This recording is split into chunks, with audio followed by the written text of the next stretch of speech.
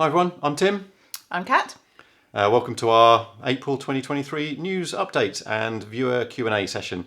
Kat's got the news update topics, and we've got a handful of questions that we're going to go through. Shall we start with the news? Yep, as is traditional. Okay, well, obviously the big news is the solar panel install is all up and running, and the battery, and that's all going really well. Yeah, amazing, really. We got it. When was it? It was mid-March, towards the end of March, anyway. And I've done one stats update video, which you can see on the channel, and I did a brief tour of the setup and everything else. So go and check those out if you've not seen those. But yeah, so far it's going really well. I've got another couple of videos planned. I'm going to do a review of the Give Energy app, because there's a few features I think that are hidden away that some people might not know about, and there's quite a few sort of nifty controls and data visualization stuff that you can get your teeth into in that one. And also we're going to do a demonstration of the whole house EPS switchover that we've got ready to go. So that's basically the entire house backed up from the battery and the solar, which is possible to do. Not a lot of people know about that. So we want to do a demonstration of that as well. So that'll be a fun little video to do. Yep. So, and a video one just about our general experiences. Yeah, so we might do another, a bit like we did with the air-to-air. Yeah, exactly. So when we did our air-to-air heat pump system, we did a little chat and sort of spoke about our experiences of living with it. So we might do something along those lines with the solar as well. So that'll be fun. Yeah, all really, really good. Yep. And then off the back of that, we have now moved to the Octopus Flux tariff. So I did that just this week, just gone, in fact. We were waiting initially for the letter from the DNO to say that it was all registered and everything else, that we could then send to Octopus. The weird thing is that our DNO is not currently sending out letters of that sort because they're getting so many applications that they just don't have the time to do it. So I don't quite know how I'm going to deal with that. I basically took a screenshot of the email that they sent to my installer saying, we don't send out letters anymore. And I'm hoping that Octopus will accept that. They've got the MCS certificate, so that was the other thing that Octopus needed in order to get us signed up to Flux. We'll see. Yeah. We're just waiting for Octopus to set up the export tariff now. So we're on the import side of the Flux tariff, but we're not yet on the export part of that. So we're basically still trying to use all the solar that we can, rather than exporting it. But there's only so much you can put the washing machine on. There's only two of us. Yeah, well, for the time being, actually, this is not a bad time of year because we're just about consuming like a good fraction of the generation. So we're actually not exporting too much. No. A couple of days when it's really sunny and Kat's at work, for example, and we don't have the car at home to be charging from the solar, we are exporting, a good chunk of that generation. But most of the days, actually, we're not exporting too much, so we're not wasting. I say wasting, but you know what I mean. We're not getting the benefit from exporting, so we may as well use it at the moment. But hopefully that will. I don't know how long it will take. A few weeks, I think, but we'll see. Yeah, fingers crossed. We'll be ready to go for the summer, that's for sure. Yes. Yeah. And we've then moved on with the next steps that we wanted to take. Well, the next big step really to try and get off the gas, which is to get an induction hob. Yep. So we've been and looked at some induction hobs, got an idea of ones we like the look of, ones we don't, functionality, all that kind of good stuff. Can't wait to get rid of the gas hob. It's such a pain to clean. Oh my goodness, yes. It's going to be it's a nightmare. It's going to be good for a lot of reasons, but definitely the cleaning. Yeah. I don't love cleaning the gas hob. It's a huge pain in the arse.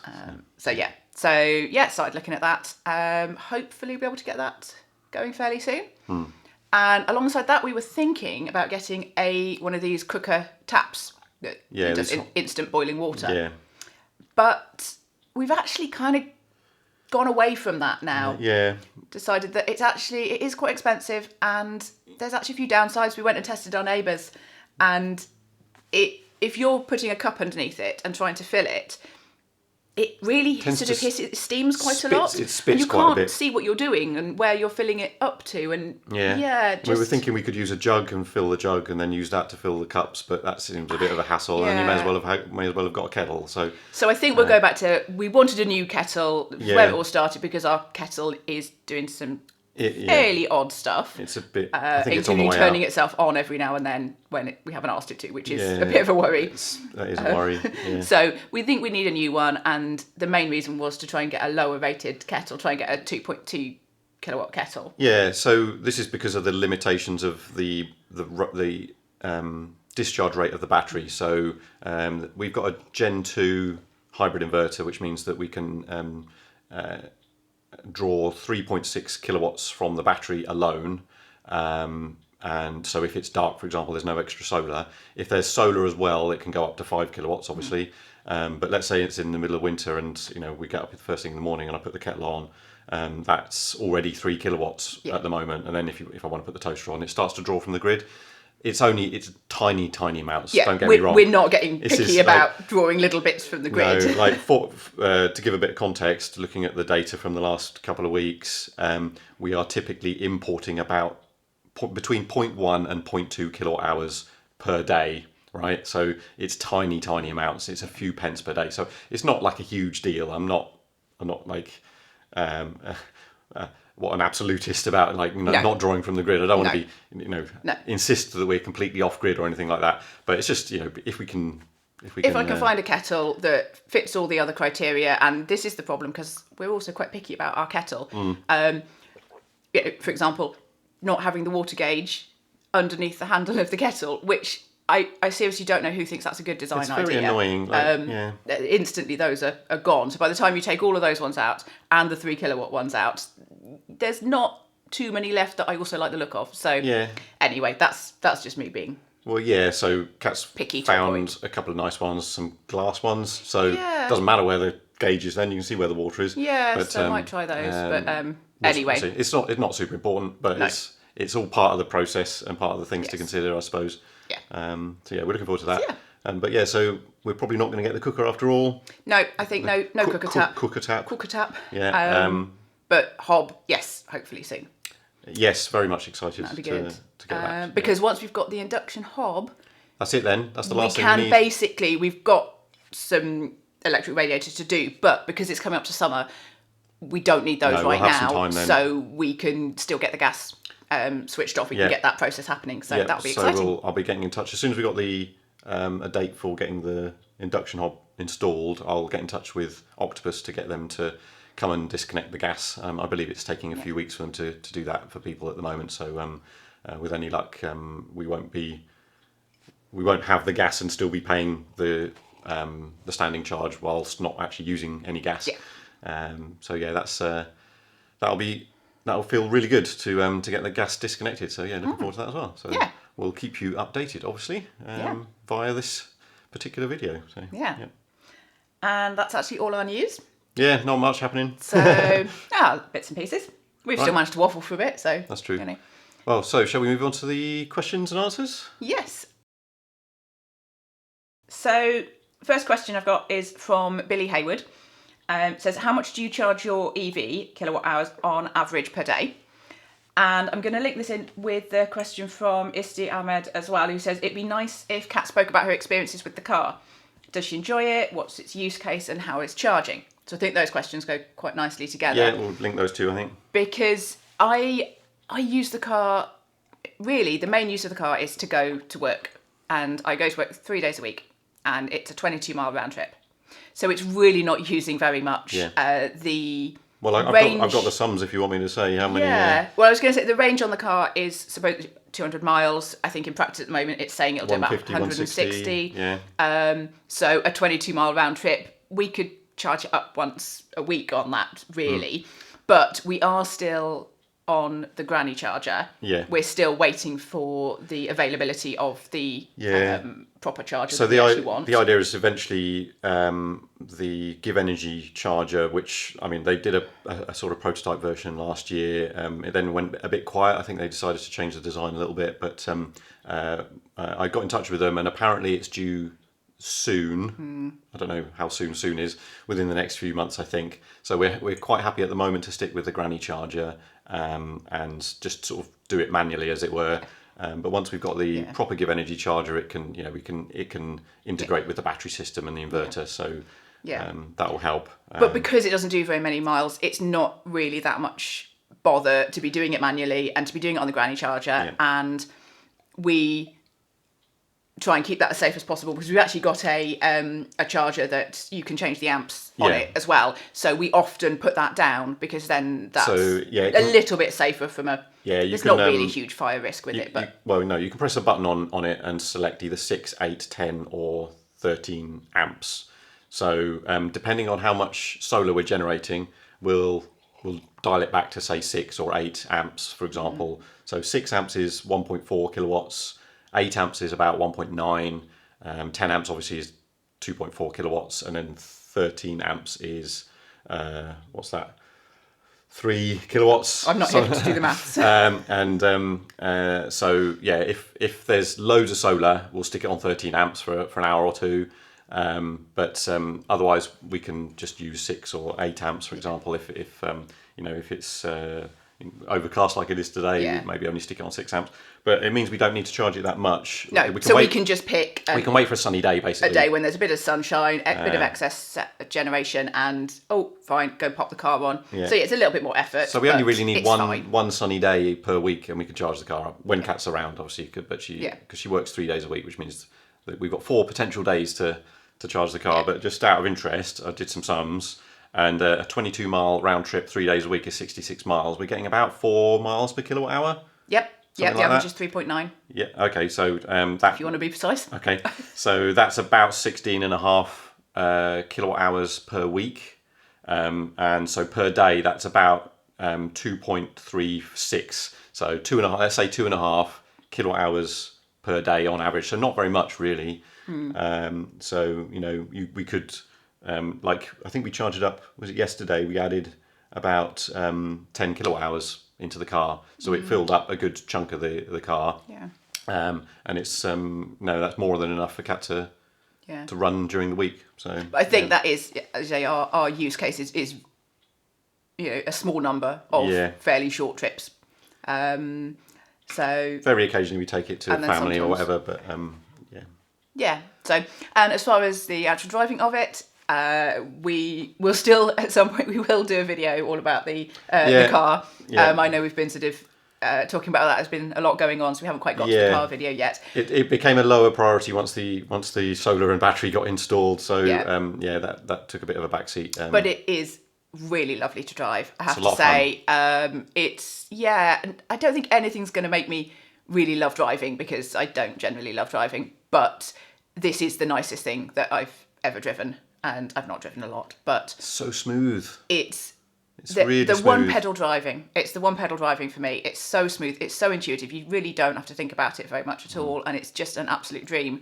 I always say the one thing is it's a little bit over-enthusiastic at telling you when it thinks you're too close to something that you need to brake, and all the alarms go off. And it's just like, oh my goodness. And it beeps at you and all sorts. Yeah, I know it thinks it's trying to be helpful, but like the vast majority of the time when it does that, and it's quite rare, like every now and again, but it's not like neither of us are dangerous drivers or anything. Never has it done it, and I've thought, I'm glad you did that. Your foot is literally on the brake, ready to go, and it will start beeping at you, and you're like, I had it, I got it covered, it's okay. It's like, but, thank you, Carl, but I'm fine. Yeah, so that's a bit obtrusive, but we haven't yet figured out how to turn it off. We probably should. I'm not sure you can. I mean, it is probably a good safety feature, so it is what it is. But scares the bejeebers out of you. It does. It's really quite loud, so I guess that's the point. But anyway, so it's just such really tiny niggles, things like that, and there's not a huge amount of space to put your left foot. Did we mention in this video that it's a Fiat 500e in case anyone hasn't caught our previous things? Yeah. Yes. So. Yeah. So general experience is absolutely brilliant. Really like it. Enjoying it a lot. Yeah, I enjoy driving it as well. It's good fun. Yeah, definitely. I'm now trying to find a replacement for my car, but that'll be a whole other story in the future. But to be continued on that one. Yeah. Anyway, so that's the car. Right. So then we've got a couple questions from Peter Ebenezer. So first says, I'm looking into either an air-to-air system or solar and batteries. Which should I go for first? It's likely 2 years off from happening, but I'll only be able to do one and then save another 4 years for the next. I imagine flexibility of solar would win out, and the hope that air-to-air systems are brought into the government grants in the next 6 years. And I think this is a really good question. This is because an excellent question, It actually. is expensive to do these things. You Yeah. can't necessarily do all of them at once. So we I were- think this is a really useful question to Yeah, answer. we were lucky enough to be able to do it all in quite quick succession, and as it happens, we ended up getting the heating system first, not through any planning. It just happened that way. It was our intention to get the solar first, and that's exactly what I would suggest: is definitely get the solar first, because that will immediately reduce your bills, and that will help you then save more quickly, I guess, for the air-to-air or whatever electric heating system. The one thing I would suggest, though, is that it's worth accounting for your expected heating load in your solar setup. So, for example, we added the additional 5.2 kilowatt hour battery to our setup because I knew that would benefit us in the winter, and in particular this time of year, actually, when we're not using the heating loads, but we, for a couple of hours in the morning, for example, that's completely covered by the battery and any additional solar that we get. And in the autumn as well, that will completely cover the heating. But it's worth knowing, or at least anticipating, what your heating load's likely to be. And I've got some videos actually about sort of that sort of thing. So if you've got a gas heating system now, you can work out roughly how much electrical energy you would need if you've got a heat pump system by taking the typical SCOP value. For ours, it's supposed to be about 4. I reckon it's closer to 3.5, maybe something like that. So assume, worst case scenario, a SCOP of 3. So take the total amount of energy you use for gas, divide that by 3 roughly, and that will be roughly how many kilowatt hours of electricity you'll need per day. In the cold months, for example, and that will give you a better idea of how much battery capacity you might need. But obviously, adding additional battery capacity might not necessarily be practical because you won't necessarily be able to charge it up fully in the cheap periods overnight. I've got more videos about that as well. So it's worth, even if you do get your solar system first, think ahead a little bit about how much you want to try and cover your heating as well, because that might have an impact on how big a system you get for your solar. And you can always add another battery down the line. But That's the true. reason we tried to get more of the battery that we went for that bigger battery system up front was because you didn't have to pay VAT on the battery system because it was with the solar install. That's one of these weird quirks. If we've got another battery, if we get another battery down the line, we'll have to pay VAT on it. Yeah, that's one. It's a weird system where you only get the battery VAT free if it's part of a solar install, which I think is a bit. So you can add one later. You can add one, absolutely. But you will pay a bit more for it. Yeah, so that might be worth considering as well, because obviously at the moment we've got 14.5 kilowatt hours worth of battery, which is good and will cover a good chunk of our heating, but not the whole heating, particularly in the winter. So if we were to add another battery later along the line, that would help. But then we've got the problem we would need a longer period to charge it up. So if for example we were able to move to something like Intelligent Octopus instead of Octopus Go over the winter, that would give us 6 hours, in which case we could charge up more battery capacity, and that would then help. But then it's a case of is it still worth getting the extra battery, because that's an additional cost, and you might not necessarily get that back in savings. You might as well just pay for it from the grid. Yeah, so then it's a case that of extra bit of heating. Yeah, it's a balance then between upfront cost versus how much you're going to save. And then again, I've got more videos about how I went about calculating that.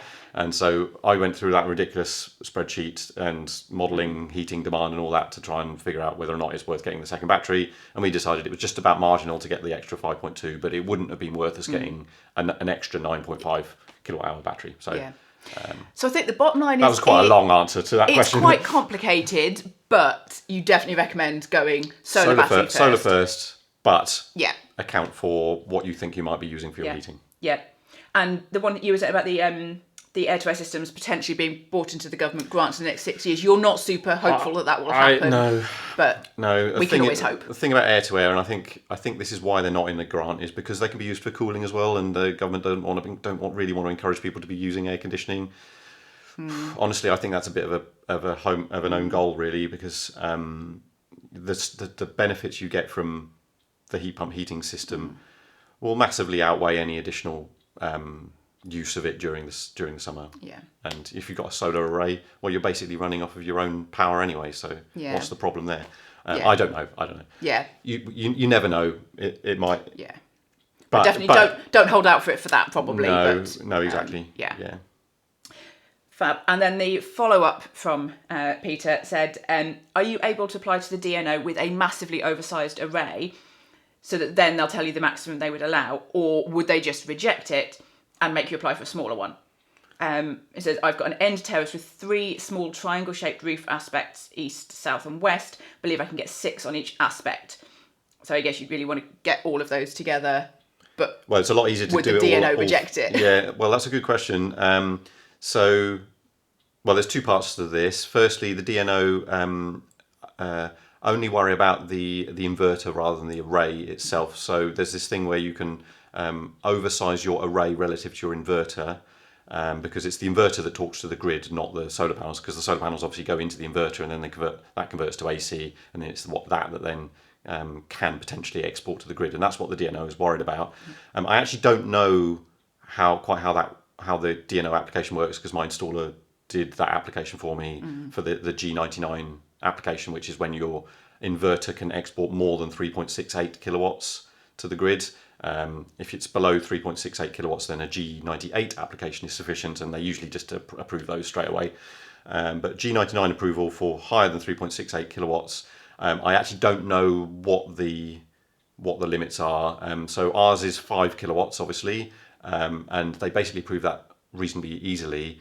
But I don't know what the process was for that. My installer did the application and it was approved, so it was fine. It might just be worth giving them a ring, because they might be able to tell you over the phone what the likely limit is. Yeah. That's and if they'll tell you, because what you don't want is to apply for it and they go, no. Yeah. You want them to say, no, but you can have this much. Yeah, and actually there is another part to this, of course, which is you can have a big array going into an inverter which is more than 3.68 kilowatts, but then that can be actually, the export limit can be reduced on that inverter. Okay. I don't know if all of them allow that functionality, but certainly some of them do. Oh, that's interesting. So yeah, you can actually limit the amount you can export, which is something I think your installer has to do, but because obviously they don't want you just immediately turning it back up to 5 kilowatts or whatever. Yeah, that's fair. But you can massively oversize your array relative to your inverter. So you could, for example, have a 6 kilowatt array going into a 3.68 kilowatt inverter. Not all of them allow that level of oversizing. I think some of the Solar Edge ones can do it to that degree. Often, I think the limit typically is something like 30%. So you can have like 30% more solar going into an inverter of a particular size. And why would you? Because this has come up on the channel before, I think, in comments about having an oversized array versus to the inverter. So why would you do that? That's a great question. Thanks for bringing that up. So yeah, the reason you would want to oversize your array relative to your inverter is that in the winter, obviously, your solar panels are massively reduced in the amount that they can output. And if you've got a smaller inverter, it works at better efficiencies the closer it is to its maximum output. So if your solar array is generating, say, 200 watts or something really low, then your inverter might only be operating at 50% efficiency. Whereas if your array is operating at 3 kilowatts and your inverter is a 3.68 kilowatt array inverter, then it might be operating closer to 95% efficiency or 99% efficiency. So the smaller your inverter, the quicker it will get up to high efficiencies, relative, in the winter, for example. So that's why you would want to do that, because in the summer, you're only really hitting that peak right in the middle of the day. So you might, for example, let's say you've got a 5 kilowatt array and a 3.68 kilowatt inverter, you might only be generating more than 3.68 kilowatts for an hour or two a day. And if you've got a hybrid inverter, here's a really neat thing about hybrid inverters, that if, let's say, you're generating 5 kilowatts from your array and your inverter is 3.68 kilowatts, so your inverter can put 3.68 kilowatts of AC into your house, but then that additional, what is it, 1.32 kilowatts can go straight through to the battery to charge your battery if it's not full yet. So it can still make use of that extra little bit above the 3.68 kilowatts, and just stick it straight into the battery, which is nice. That's really neat. So that's one of the benefits of a hybrid battery system, a hybrid inverter with battery system. So it's Is that not, what the new all-in-one no? So is that's going to come out? No, the Give Energy All-in-One is an AC coupled battery, a bit like the Powerball. So it would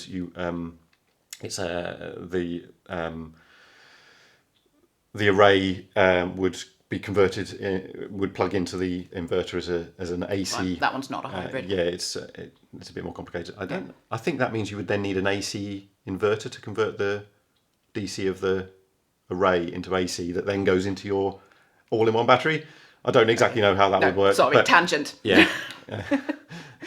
So I think that's the way the Powerwall works. Actually, you need a separate inverter to convert DC to AC, and then that AC then then the battery just plugs into your AC. So that's a separate thing. So yeah. Well, check out Gary Does Solar. He's got some good videos about different batteries and stuff. Sorry, I just thought it was useful to talk about that oversizing of the array because I know that has come up before. So definitely. Yeah. Did we answer the question? I can't remember what the question was.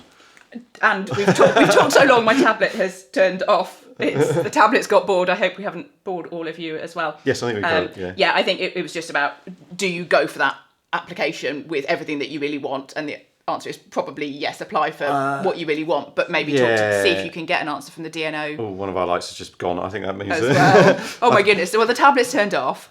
The light's just gone. One of our lights has just turned off. And that was all the questions. So I think that's telling us we're probably done. I think we're done. Yeah. But I think, obviously more videos coming up about our solar and battery system, like I said, with the Give Energy app. I'll cover that in thorough detail at some point, and our EPS switchover, which I think a few people are going to be interested in. And then after that, we'll see what happens. Yeah. Probably the car video, maybe. Yeah. So yeah, I've still got a bunch of other videos that I want to do as well. So it takes a lot of time to do these videos. Despite appearances, it takes more effort than you think. Yes. We'll get around to them eventually. But that's probably it for now. Yeah. Yeah. So thank you for watching. Thank you very much. And we'll see you in the next one. Bye. Bye.